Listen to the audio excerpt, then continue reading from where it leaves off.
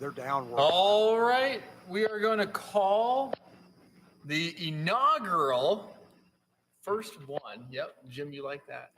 Of the Public Power Steering Committee here for the City of Valley Center. Today is February 23rd. It is 6 p.m. As you see on your screen, as well as for the general public, all the packet and the agenda can be found on the website at valleycenterks.org. So we will call the meeting to order at 6 p.m. I'm going to start with roll call first. Chris Evans. Here. Gina Gregory. Clint Bass. Here. Dr. Corey Gibson. Bryce Turner. Randy Jackson. Here. Travis Bryant. Here. Joe Dessenberger. Here. Stacy Lacey. Here. Brian Shelton. Here. Jared West. City Administrator Brent Clark. Here. Assistant City Administrator Barry Smith. Here. Public Works Director Rodney Eggleston. Here. City Attorney Barry Arbuckle. Here. Excellent. All right. I didn't put the pledge on here, did I? You know what? It's not on here, but we're sure going to do it, aren't we? All right. Let's do the Pledge of Allegiance. I pledge allegiance to the flag of the United States of America, to the republic which stands, one nation, under God, indivisible, with liberty and justice for all. Can't believe I forgot that on there. I apologize. How dare you? I know. All right, I will move to number 3 item, approval of agenda. Is there a motion to approve the agenda as stated? I move to approve the agenda. Second. Motion by Stacy, seconded by Chris. All those in favor signify by saying aye. Aye. All opposed, same sign. Perfect. All right, moving right along to item 4, introduction.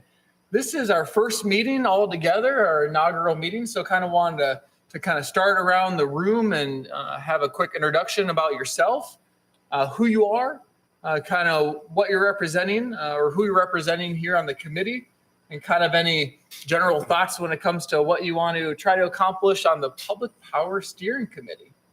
I'll go ahead and start. My name is Brent Clark. I'm the city administrator here in Valley Center.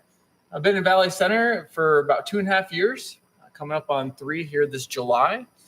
It's been a phenomenal last couple years, of course, dealing with COVID and all that entails of the pandemic, as well as exciting times with all the, if you've seen the articles in the paper and our new hashtag VC Boomtown, things are really going strong here in Valley Center. I'm excited to be a part of it, excited to be the city administrator in Valley Center.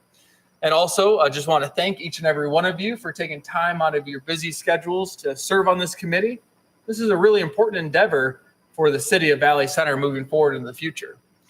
This is a big task to undertake, and I'm really excited for the opportunity of the excitement from this board.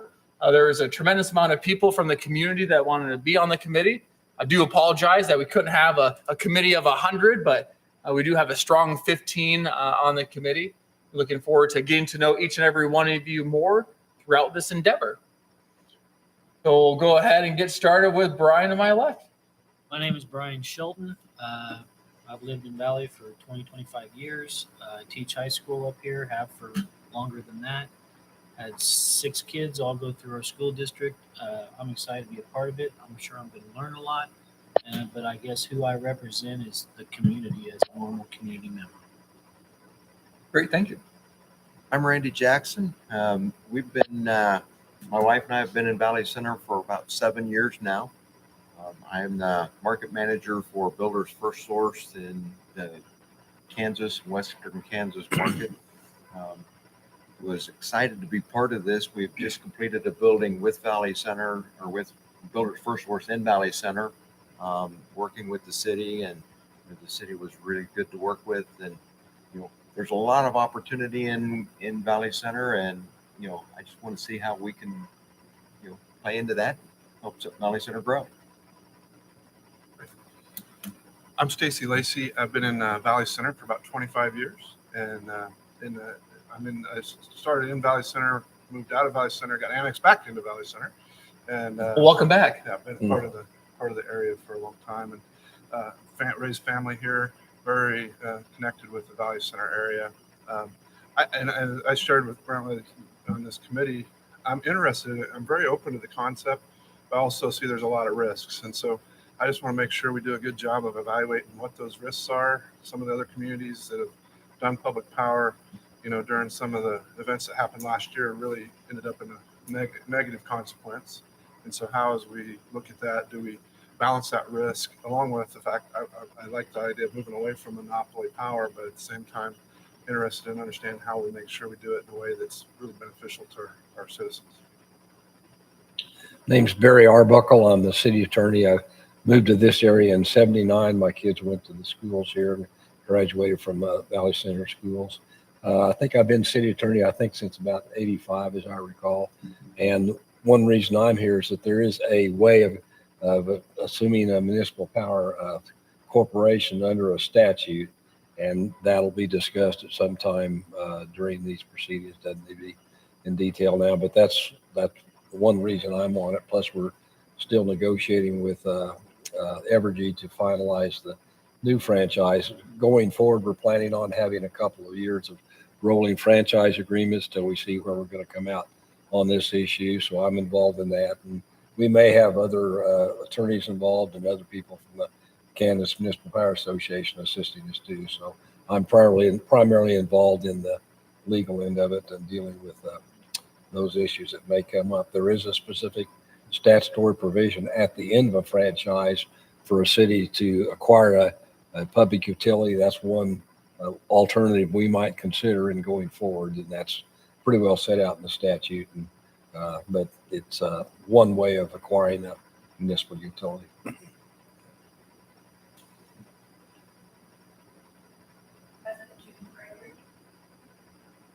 Member of the public is noted.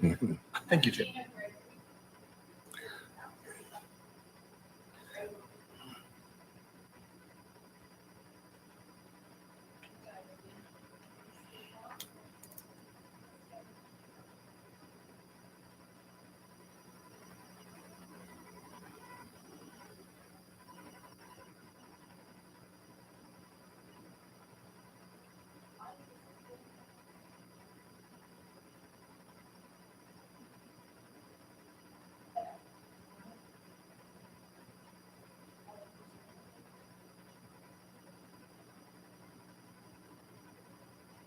Thank you.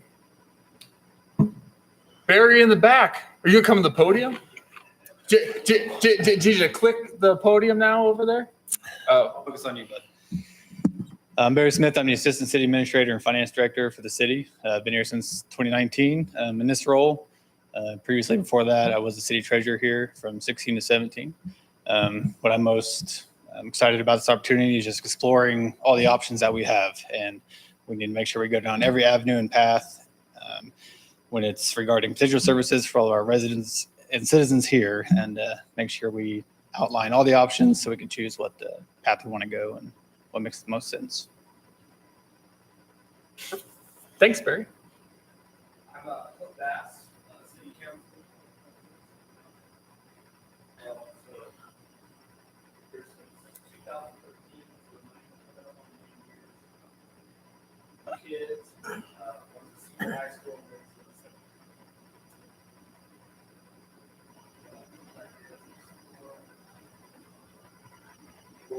Citizens.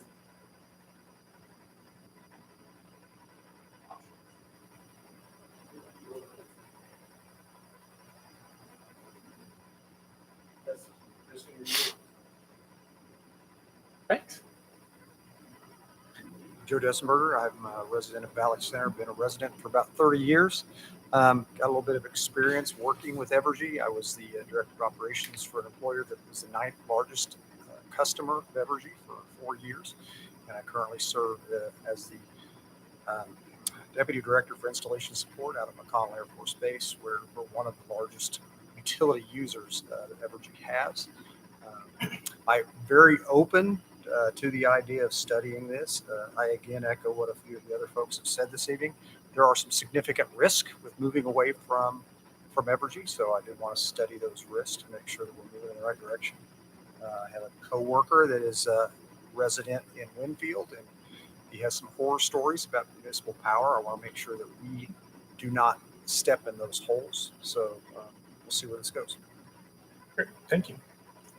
Hello, my name is Chris Evans. I am one of the council members, so I represent the council as well as the public. I also work at Emprise Bank. I've been here for about 6 years. After traveling around the world, it's nice to be able to find a nice community where you can stay and where people know your name, and it's a good hometown community. So I love being here in Valley Center. That being said, I wanted to be on here because I think this is a radical idea, but a very interesting idea, and I want to make sure that we're taking care of our constituents the best way we can, making sure that we're giving them the best possible answers and making sure we're, like everybody else is saying, looking out for those risks. Rodney Eggleston, I'm the Public Works Director here. I've been working for the city. Will be 4 years in April. I worked for Evergy for almost 17 years. I was laid off in 2016.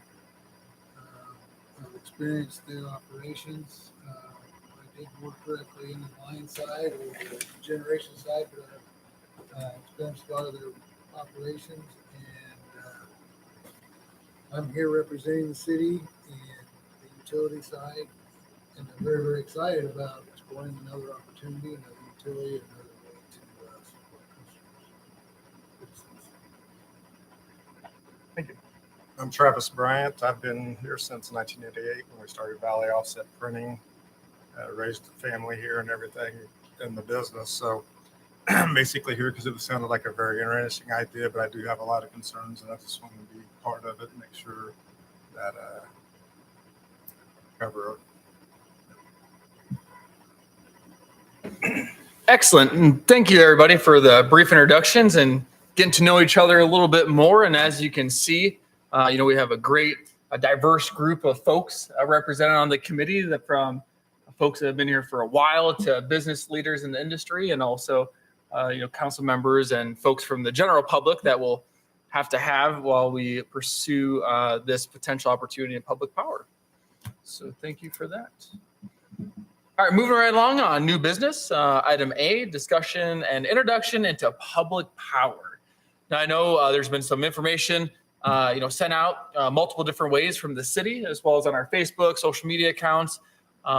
We are going to show a brief video once Barry has that brought up. And this was the same one that we posted on Facebook, the same one we posted on Twitter, and the same one that was shown to the city council on January 18th, when we did make the decision to pursue public power. So just wanted to show the committee this as well as a good introduction.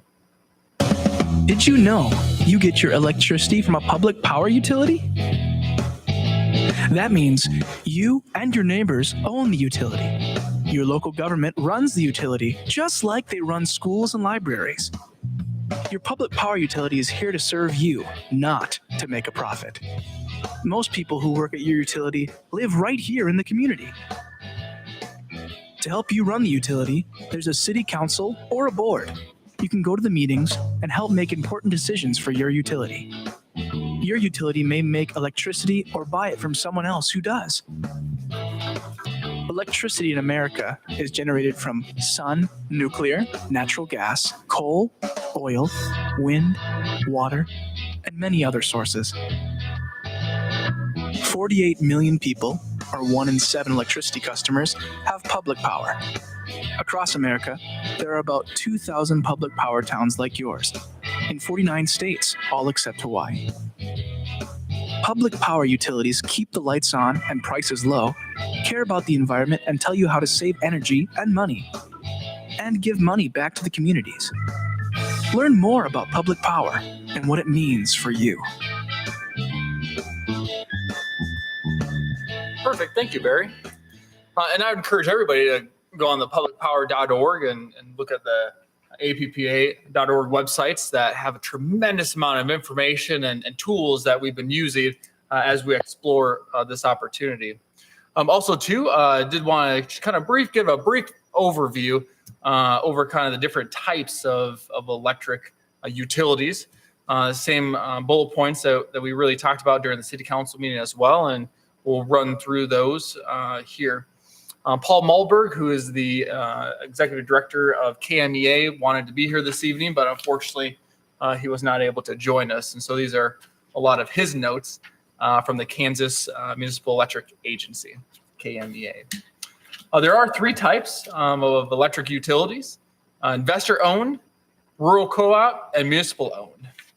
And so is everyone kind of familiar a little bit with kind of the three different ones? So otherwise I can go into detail about them, but really, the investor-owned is your Evergys, your large privately owned and held electric companies. They answer to shareholders, and they're looking for the largest profit margin, of course, when it comes to energy and any utility. Rural co-op is a nonprofit, a member-owned, governed by elected board members. And so they actually run for office, and they're actually voted on. Those members are to that rural cooperative board. And then there's a municipal side of electrical, which is nonprofit, of course, community-owned, and then governed by the city council or a utility board. And that's one of the things that will be explored during the feasibility study, is kind of what fits best for Valley Center. Would that be a utility board? Would it be the city council? So a lot of the questions that you have are going to be answered during the feasibility study, and we'll get to the RFP for that here in a little bit. I'll kind of pause. And is there any questions on kind of those three, just real general over? I mean, we can get into detail, but it's really kind of those three main ones. Is the rural co-op an option for us? Is that, or is No, not. I'm not aware of any rural co-ops that have split from a private utility. Okay. Most times when you municipalize, which doesn't happen as frequently as maybe it should across the entire U.S.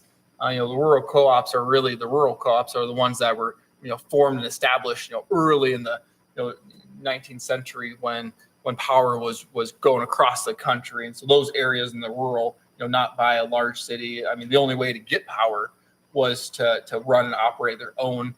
Farmers got together, just like any other co-op, and really got that, pushed that envelope on getting power to the farmsteads and to the rural areas. So that's really not an option for us, but did want to kind of explain the three different types for us. the one appealing thing I've seen about, because coming from rural Kansas, Mhm. one of the appealing things there is that the whole utility is completely focused on returning value to the shareholders, which are the consumers or the customers. And so that model has some nice benefits from their total focus is really how to keep their customers happy and return any earnings to them. So Yeah, absolutely. And yeah, there's a lot of similarities, of course, to those kinds. And Barry, I'm not sure when you were looking at that, if that was even an option for the way the statute has it listed out for us. Just address municipal utilities, not rural associations, strictly cities, literally. most of those, I think, come from REA or something, or the Rural Electric Authority or something. Yeah, in fact, we have one just west of town, I think, because I paid bills for the client that I had that had the utility rural hookup, and he died, and I think we received like a $2,000 payment back from the utility, as part of his estate. Municipal utility stats, there's over 2,000 communities throughout the U.S. that own their electric system. Like the video said, 1 in 7 people are served by municipalities. Largest ones, of course, are, your big ones, LA, San Antonio, Seattle. Smallest towns, there's less than 100 people in some of the towns that are served by municipal power, public power. Average population of Kansas municipalities is 3,900. A little fun fact for you. Let me see. There are 118 Kansas cities that are municipally or public power, municipally owned. Benefits, not for profit, serve the community, no shareholders. The need to make profit, no need to make profit for the shareholders. Customers are the shareholders, so one and the same. they're either the governing body or the utility board. They're the ones that live here. That also pay utilities just like water and just like sewer and stormwater and trash and all the other fees that are set by a board, that are elected by the communities at large. A low cost structure, tax exempt financing, access to federal hydropower and of course, across the country. On average, municipal rates are 10 to 15% lower than the privately owned and co-ops. Community customer focused. Utility focuses on specific needs of the community and citizens. Customer service, because we live here. Cities know how to run utilities. We run them every day. And so this is just taking the power and electricity and putting that underneath of potentially the city. So what that would look like is, is hiring a fleet of linemen, hiring somebody that would be in charge of that department, and then also having, potentially the public works director, that's why Rodney's here, potentially over that new department. So creating an entirely new department within the city is going to be one of the routes. Higher reliability. Municipalities have higher reliability than privately owned. 2 times better than the national average compared to privately owned if you're municipalized. There's of course interesting stories, when it comes to reliability and response, especially with a lot of our local businesses.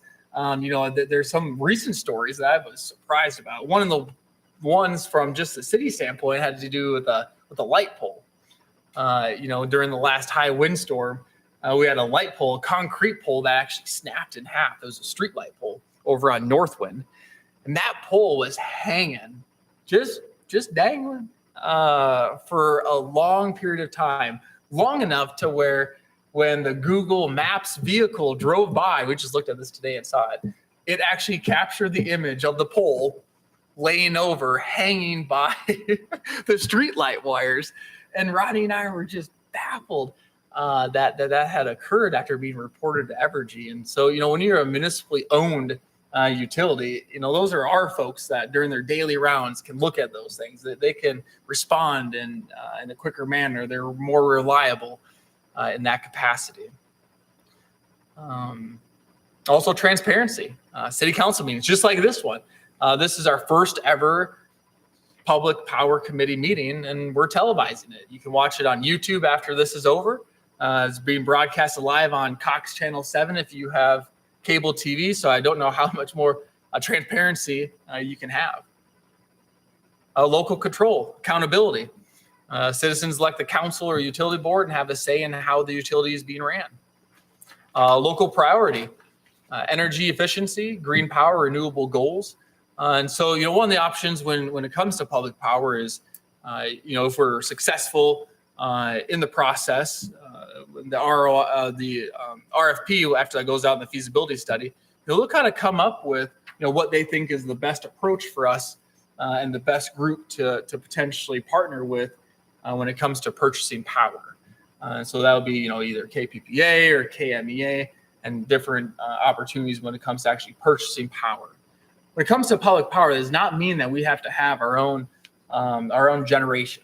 So don't think that all of a sudden we have to go out and, on Ford Street and, build a nuclear plant or, have a whole bunch of solar panels and all that stuff right away. That's not how public power works. And so we'll be able to have our total load as a community. And then that load is really valuable. And so we'll go out and we'll market that and we'll see how much we want to buy of coal and hydro and solar and wind and natural gas. And we'll have a variety of different opportunities to purchase power throughout the country. And of course, we're not experts in that. I'm no expert. But, that's why you'll hire the people to do that, and you'll join the groups that help you in that capacity. So that when it comes to local control and local priority, it's really important. Local economic development, of course, we can offer special economic development tools, incentives, working with our businesses in times of need. Big one that jumps out to me right away, of course, is the pandemic. COVID-19. It would have been great if we had that opportunity to sit down with our business leaders in the community and said, hey, is there something that we can help you with as we navigate this pandemic, and that helps your bottom line so you stay open when the pandemic's over? From the large industries that we have here in the community to the small mom and pop shops that we have on Main Street. And so really having that local economic development control and ability, and supports local government. There's a lot of communities that are municipalized that transfer funds from the utility to other departments within the city for major capital projects and capital improvements, and also helps lower the total mill levy in that community as well. And so there's a lot of benefits when it comes to that electric revenue side that just goes right back into the community versus going back into the shareholders or the 1%.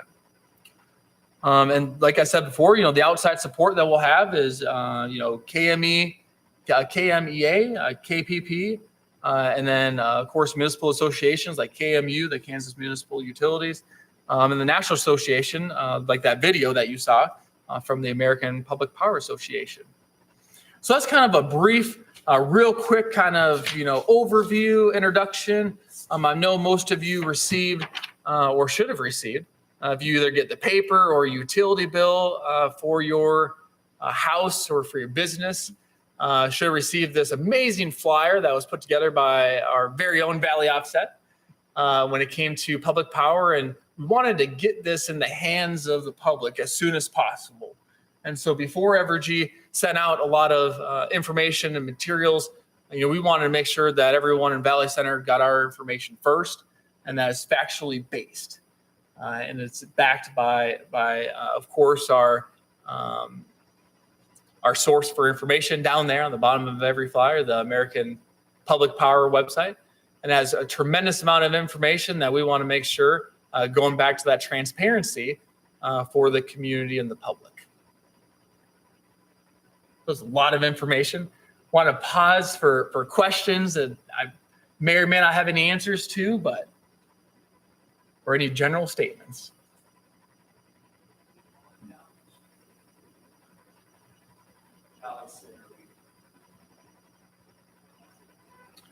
Not to my knowledge. Barry, you've been here since 1984, 79. Since they turned the first shovel full. Not to my knowledge. No, we've studied wreck pool situations. That's the most recent study we had for a major improvement was the recreational pool complex probably 15 years ago. But this is the first look at public power that I can recall, that I'm aware of. And that goes back, as I say, 30 years or so, 35 years ago. Yeah, the most recent example in Kansas would be the city of Pittsburgh. And so if you do have time, I encourage everybody to, just Google or jump on the city of Pittsburgh's website, and in their search bar, just type in public power or electricity, and there's a ton of information. And we've been in close contact with Darren, the city manager over there, and Jay, their deputy city manager, in navigating this process. They started the endeavor with the hopes of municipalizing. They were unsuccessful with, after a few different cycles of the council, to be honest with you, and they just lost the support from the council to go ahead and get the question on the ballot ultimately for the citizens of that community to vote on that. And so, that's another thing that we'll get into the next one is kind of the next steps. But that's kind of is what happened in Pittsburgh. The city of Wichita, I believe, tried it a number of years ago. I think in the 2010 or even earlier. Was it 2000? Yeah. It was Mayor Knight. The city of Wichita tried it. There's not a lot of success stories because it is highly political. I'm not going to lie to any of you. It's whenever you're looking at a revenue stream for shareholders in the electrical industry, they have a lot more financial means to try to get information out there. And I'm sure if you've listened to the radio or watched any commercials lately, you probably have seen maybe a little uptick even in some information from Evergy. And that may or may not be from the City of Valley Center's pursuit towards exploring. Well, this is not a definite answer by no means, but exploring potentially municipalizing and becoming a public power utility. So that's why a lot of folks just haven't tried it. I think across the country in the last 25, 30 years, there's been, maybe 20 to 30 communities that have successfully across the country municipalized from a private utility. Yes, Joe. Beyond the shareholder issue, Yeah. are there particular issues from the city standpoint that we're trying to address that maybe we feel that Evergy is not doing well at? I believe response times, reliability. There's been a tremendous amount of more outages, and really that cent per kilowatt hour that our customers and our citizens are paying for that level of service they're receiving. And really, we wanted to explore this because the franchise agreement was coming up. It expires next month, actually. Of course, we renewed it with the new ordinance that the city council passed on January 18th. And so now is the time to look into it. They had requested a 20-year agreement versus a 15-year, and doing our due diligence and seeing if this is something that we want to do or not at this time. When you sign that 20-year or the 15-year franchise agreement, you're really locked in for that entire duration of contract and agreement with any utility. Well, I think that's fair. I think one of those risks we talked about earlier was the 2018 windstorm that we had come through here that took down over a mile of the main feeder down the railroad tracks from Main Street all the way up to north of 85th. And, this is one of those things where when you do have something like that happen, you have a large power provider like Evergy. They rolled in, and within 12 hours of those poles going down, all of that was restored. And that's one of those risk areas that as we go through with this, we definitely need to answer the question for the community. Next time a major storm rolls through here and takes down large portions of our electric structure, how do we mobilize as a municipality with a small workforce to get power back online? So that's definitely something we're going to need to have to answer, I think, if this goes to a ballot. That'll be a valid question for them. Absolutely. Sorry. Is there the option to outsource some of that? And so that's why you join one of those either KPP or KMEA organizations, and the mutual aid agreements are phenomenal when it comes to municipal or public power. And so the response times are sometimes faster even than the private companies coming from either Kansas or depending upon where they're located across the state, where these ones are regionally based. And so they're the regional area communities that are responding to that need. Now, and it's a give and take. And so when there's an issue in, let's say Augusta or another community that's KMEA, then that means Valley Center folks, we send our crews out as well. When I was the city administrator in Nebraska, we would send crews, of course, to battle the hurricanes, down in Louisiana and Florida. And there's mutual aid agreements that are across the entire country that we can join in as well. And so if you have a catastrophic event like a double twister, tornado night like Pender, Nebraska had, you call and you act upon those mutual aid agreements, and you usually don't skip a beat, just like a private power company. I think Great question though, and that's what the feasibility study will get into great detail. Of course, this is just Brent lip service, but that's what the feasibility study gets in the nuts and bolts of everything. Sorry. I was going to say, I think that is a really valid concern, not just from a manpower perspective, but also having a war chest of funds, because one major ice storm could be tens of millions of dollars of construction to repair. And so I think you got to have both factors covered. But on the other hand, my observation from recent times is most of the Evergy response to a disaster is also not coming from Evergy. It's all contractors coming from outside the area. Correct. That 12-hour response was not Evergy. It was somebody they called in. Yeah. Yes. In 2015, 2016, they had the reroute. Oh, I wasn't. I was in Kansas City in a warm hotel room. My wife was without power. It was only 2 days. That's worse. There's good stories at Evergy, and then there's also bad. My big concern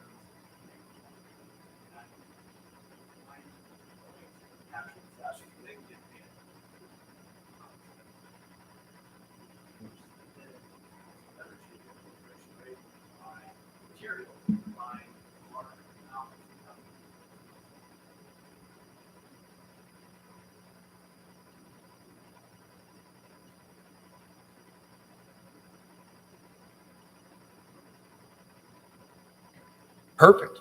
Well, in the essence of time, because we could talk on just that for 2 hours. I love talking about it. So, all right.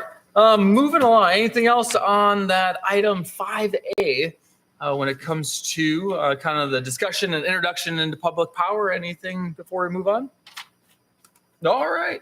Moving right along to item 5B, discussion and a process and next steps. So we kind of discussed quite a bit about a few things. I didn't want to just pull right from this flyer that everyone has received. Is a wonderful tool. So everyone's going to know what's going on. As you can see, we created a local subcommittee to select and review with a professional consultant to complete the feasibility study. Of course, the next item here on C will be getting into the draft proposal of the RFP. And then we'll keep the community informed along the way with extensive community outreach. We're going to present all the findings, of course, to the public and to the city council. And then the city council will then determine if it's in the best interest of the community to proceed forward. And ultimately, at the end of the day, the thing that I appreciate and the thing that I value the most is that the community will ultimately have the final decision on a ballot vote if we do get all the way down the road here in pursuing municipalizing and becoming public power. The community's vote and voice is always the number one priority to me as a city administrator. And I know that it's the same with the mayor and council. And so I think that that's the best part of this entire initiative, is that the public ultimately gets to decide by a vote, which is the way that it should be. Of course, the timelines on this, we'll get into a little bit more of the timelines when we get to the next step in the RFP. But kind of generally, by the time we get a consultant on board, we enter in agreements and those things, hopefully by July of this year.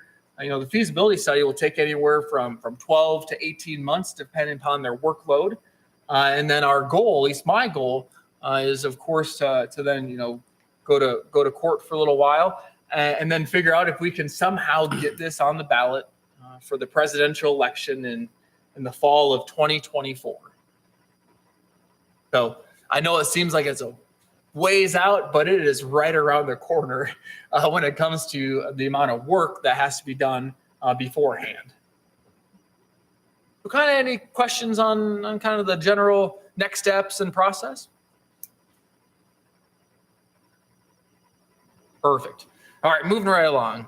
5C, discussion, potential action regarding a request for a proposal or RFP for a feasibility study. I did hand this out to you all. I did not want to post this on the website because I didn't want to get consultants, a head start necessarily. And so if they want to look at it right now, they're really going to have to zoom in on that YouTube link. And so here before you in the printed version is really the draft RFP. This is very similar to the one in the city of Pittsburgh and the one that a lot of municipalities share across the country. We did get also, a sample and a template from KMEA, who are working with throughout this process as well, and one that has been through a court process. That's been through a judge and determined, how much a distribution system is. So that's kind of maybe one of the items that I may have quickly ran over, and that is, so what we're looking at doing when it comes to public power is buying the distribution system within the corporate limits of the Valley Center, and just buying all the lines, all the poles, all the transformers, all the meters. All that is what we're trying to acquire and buy from Evergy. And then that's what we would then own and maintain. And then we would build a substation next to theirs, and then that's how it gets metered from Evergy. We do not have to buy our power from Evergy. I mean, I know that may be a question people have. I mean, usually that's probably not the most cost effective. Now they can absolutely bid for our load. Just like anybody else, but we do not have to buy our power from Evergy. And so we'll buy and we'll own our own poles and infrastructure within the community. Do we have to pay a transport fee across Evergy's lines to get them to our substation? Yes, and that is set by federal law and standards. And so that's the American Public Power, or the Power Grid, not public, but the Power Grid. And those fees, when those hit, are absolutely already set and established in Evergy, and no one can change those just because they're mad that we actually were successful, if we are, in municipalizing. So those are set far above anyone else's head when it comes to shareholders. Now, of course, it's a federal agency, and we'll leave it at that. Brent, do you know if is our distribution system for Valley Center distinct enough, or is it blended in with the neighboring areas? No, we're absolutely separated. We know exactly what we have, give or take in the community. That's why there's a lot of different, substations by surrounding communities. They have different communities metered for the most part. But the stuff within Valley Center is sufficient, like the substation capacity and other things like that. We know if that's sufficient for the current population. I'm not sure on those. That's something that the feasibility study absolutely would address. I'm not sure what age a lot of the infrastructure is. I do know with talking with Pittsburgh, something that surprised them is that when you're coming up with a dollar amount in the feasibility study, and when the judges are exploring the justification behind the price, that they look at what they depreciated on their books. And so that's great. And so the companies that depreciate a large chunk, that's in the benefit of the municipality. When you're looking at municipalizing, when you're trying to set a price. So and then that's what the feasibility study will do, is set that price of what it will cost Valley Center to buy the distribution system from Evergy. And then that's what we then take and we go to court, and we have a member of the city, a member of Evergy, and a member from the courts that sit on a board to then determine the fair market value price. And that's why you have to go to the vote of the people, because you have to issue revenue bonds for that bond and for that debt to buy the distribution system. So that's what this RFP does. Now, I don't expect you to absolutely read through that like a speed reader. This is something that I do hope to have on the next council agenda next Tuesday. But all that means is you'll have from now until probably Tuesday morning to get me some changes that you see fit, and I can always provide an updated version to the city council a night of if there's something that jumps out to you while you're reading it at home, and some nice leisurely reading when it comes to what we're looking for. Ultimately, what I'm going to do, if you don't mind, is kind of jump to the key highlights and timeframes, so everyone kind of knows what our thought process is. So what we're looking at is sending out. Sending out the RFP, as you see here in draft form, after if it's approved by the council during the next Tuesday, March 1st meeting, will then get released to the consultants, which I already got a list of consultants that have been contacting us as soon as they saw it hit some of the media, that are eager and energized to put a proposal in for us. RFP released to the consultants March 2nd. Proposals would be due by noon on April 15th. That's a Friday. It is Good Friday, so hopefully that means good results and a low price, right? All right. And then they'll be distributed. Proposals will be due back, like I said, April 15th, and then we'll gather them here as city staff. There will not be a public bid opening because we want the committee to review those first. And so city staff will put those, compile them, and get a scoring sheet, and then distribute them to you all, the Public Power Committee, by April 20th. And then the consultants will do interviews depending upon the top scores from everyone, scoring them separately and independently. You'll send your score sheets in to me, and then we'll say, okay, here's the top 4, or hey, there's a big gap in separation between the top 2 scores. That's only bring in 2 to interview, or we'll see when the scores come in. And then we'll have an interview. The committee will interview the consultants first. We're hopefully, tentatively the week of May 16th, we'll do that. And then whichever 1 or 2 are kind of the top go-getters, the committee will then recommend those 2 to then be interviewed by the city council. And then the city council will have that on the June 7th council agenda. And then if they feel inclined or passionate about one of the consultants of the interview, based upon your recommendation, That would be then approved during that same meeting on June 7th. Of course, the draft consultant contract would then come to the Public Power Committee sometime the week of June 20th, just so you can really see, we got a lot of really smart people on this committee. I want you to review that contract, making sure that it fits with what you think as well. And then we will go ahead and present that contract on July 5th to the council for potential approval. And so kind of, the Good Friday, good low prices, July 5th, there'll be some fireworks when we actually approve a consultant's contract to pursue the feasibility study for the Valley Center electric utility.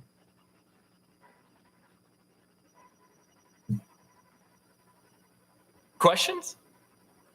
I know it's an aggressive time frame, but if we want to get this really moving and potentially hit that 2024 deadline that we've kind of set, we want to make sure to get moving as quickly as possible. Were you saying that once they get the contract, it's like 18 months? For Yeah, it could. Yeah, it depends upon workloads.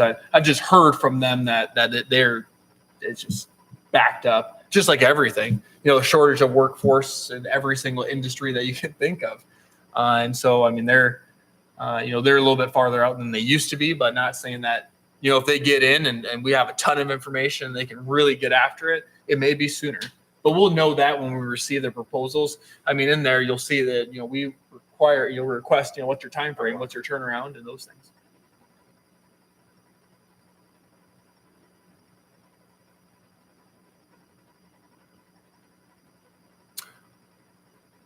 It's hard to say. Gina. We've been receiving a lot more proposals than a lot of communities. I'm not sure why. And so I'm probably going to go low, but I'll say probably 10 to 12 is what my guess would be. And that's why I wanted to give a little bit of a gap in between the April 20th date for everyone to have a few weeks, to review them, because everyone's busy. And I want you all to, really sit down and go through, each dotted I and cross T and really see what you think when you're scoring, and take your time scoring them versus rushing through it in a week or two and not having a good result. So, but yeah, it could be 10 or 11. Brent, would we then be meeting sometime then in April to review those, or is that? And so, yes, we may. That's kind of one of the items. Item D coming up here on the next one is kind of the frequency of meetings. Not saying that we have to meet to distribute them. We can always get them to you. Well, it's funny. Last week we had our pool and rec center subcommittee meeting, and that was actually the first time that we met in person ever.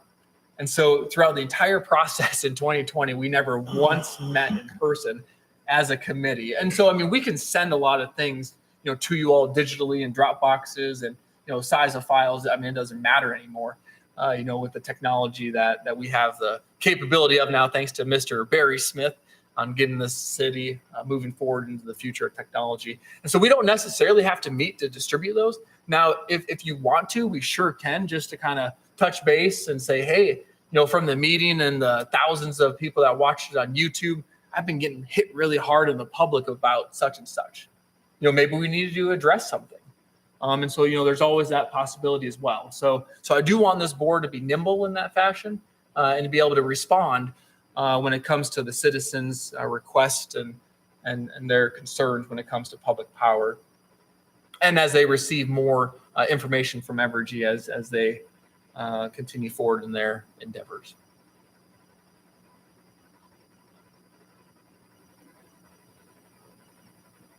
Any huge things that jump out in the RFP? Okay. Now I know it's an 8-page document, so it's going to take a little while to read. But yes, take your copies home, look at them. Just let me know by early next week. By Tuesday at noon, if you don't mind. If there's any major changes, so Tuesday by noon. So then, if there are any, I can make those changes and have an updated version for the council for Tuesday.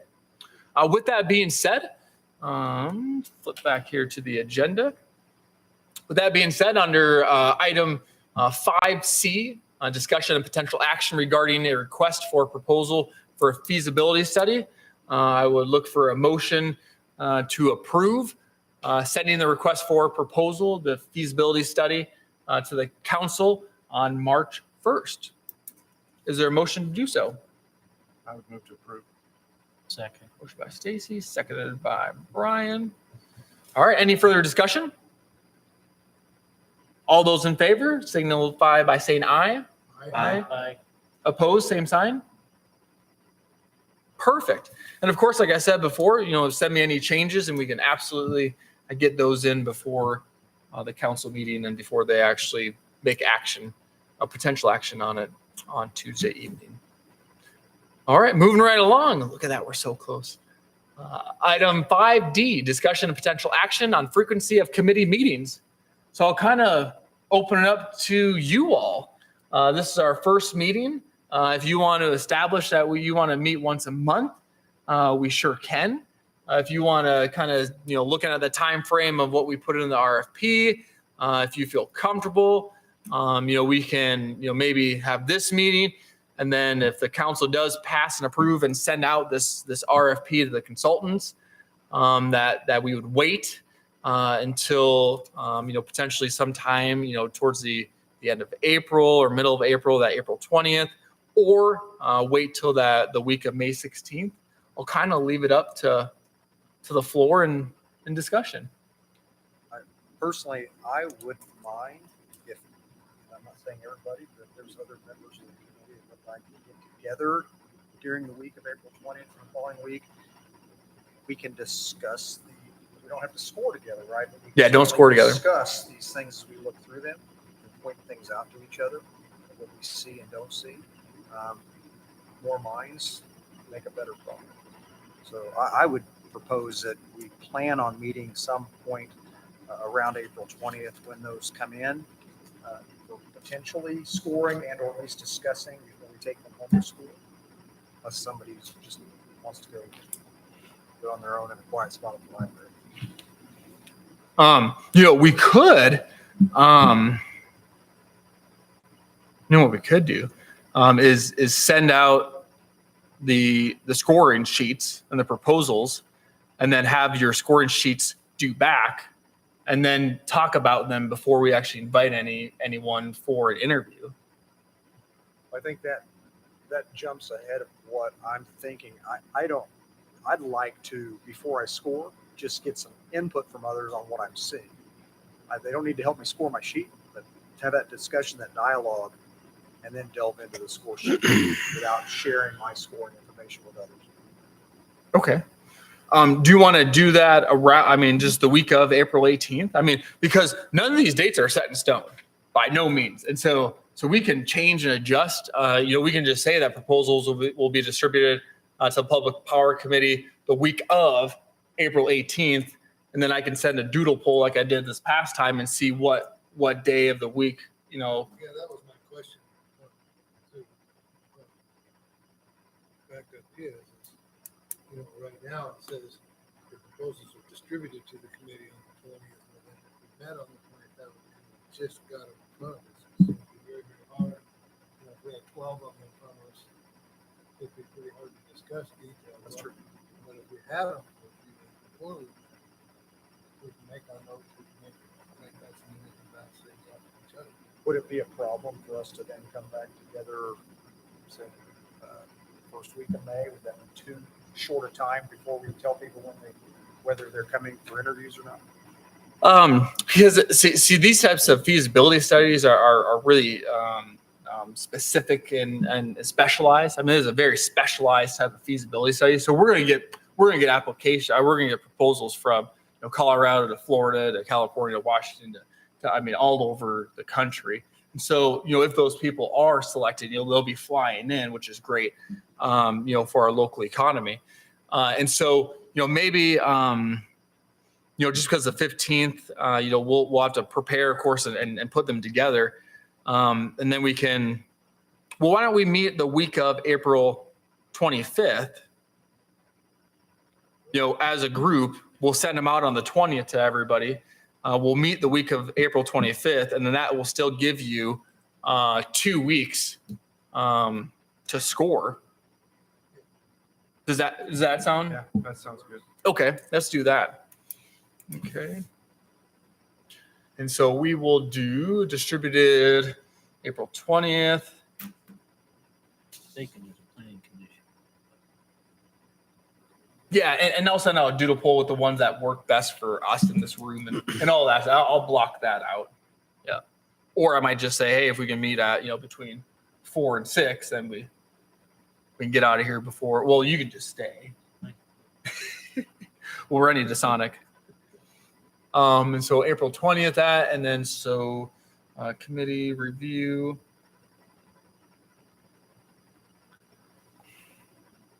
Week of April 25th. Does that sound good? Perfect. Joe, does that work? Yeah, that's fine. Okay, perfect. And then it gives you a couple days to read them all and then come with any questions. And then just make sure until the public knows we will not be scoring them nor discussing any scoring criteria. Just be a general overview discussion on what you're looking at. Excellent. And then we'll kind of, go from there is what I was kind of anticipating as far as meetings. After the next one, kind of say, all right, where are we at? How are we feeling? And then kind of schedule those meetings a few weeks in advance. If that works for everybody.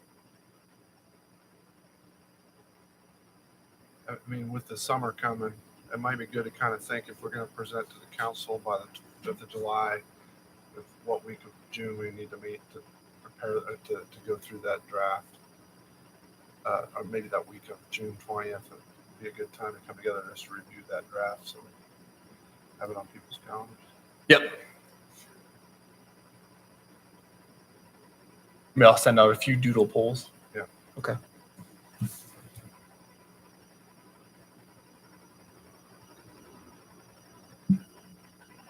Perfect. All right. Well, is there any other discussion, general thoughts? I just want to say I thank you for putting together all the information and giving us, kind of catching us up to speed. It's exciting to talk through the options and see what it might come to.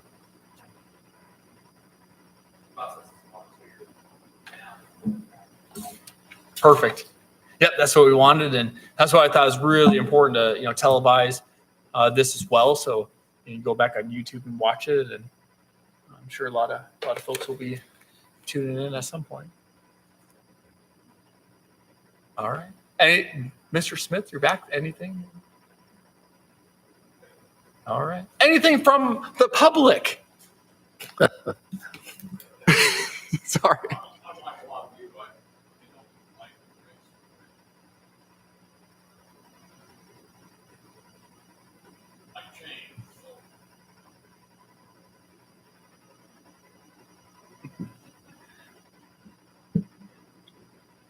Perfect. All right. Well, we will go ahead and move to item 6. I'll make a motion to adjourn. There you go, Joe. Second. Seconded by Clint. All right, seconded by Clint. There's been a motion to adjourn at 6:59. Look at that, May with an hour. That might be my first and only one. All those in favor signify by saying aye. Aye. Opposed, same sign. All right, well, thank you all, and we will be in touch.